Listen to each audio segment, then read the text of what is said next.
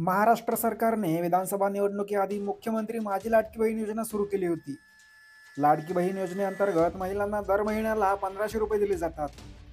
आता या रकमेत वाढ करण्याचे आश्वासन महायुती सरकारने दिले होते. लाडकी बहीण योजनेअंतर्गत निवडणूक आल्यावर 2100 रुपये देणार असे आश्वासन एकनाथ शिंदे यांनी केले होते. मुख्यमंत्री माझी लाडकी बहीण योजनेअंतर्गत 21 ते 65 वयोगटातील महिलांना 1500 रुपये दिले जातात. या योजनेअंतर्गत आतापर्यंत 5 हप्ते देण्यात आले आहेत.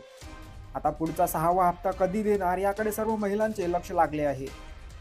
लाडकी बहीण योजनेचा पुढचा हप्ता डिसेंबर महिन्यात महिलांच्या अकाउंटला जमा होणार का असा प्रश्न निर्माण होत आहे. दरम्यान याबाबत मोठी अपडेट समोर आली आहे. राज्यात महायुतीचे सरकार आले आहे, परंतु अजूनही मुख्यमंत्रीपदाचा पेच काही सुटत नाही.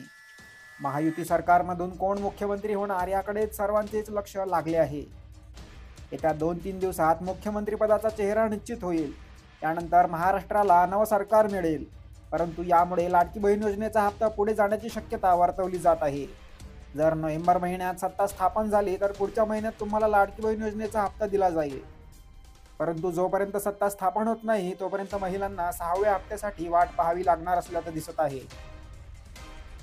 लाडकी बहीण योजनेअंतर्गत आतापर्यंत 5 हप्ते दिले आहे. ऑक्टोबर आणि नोव्हेंबर महिन्याचा हप्ता ॲडव्हान्समध्ये देण्यात आला होता. त्यामुळे आता फक्त डिसेंबर महिन्याचा हप्ता बाकी आहे.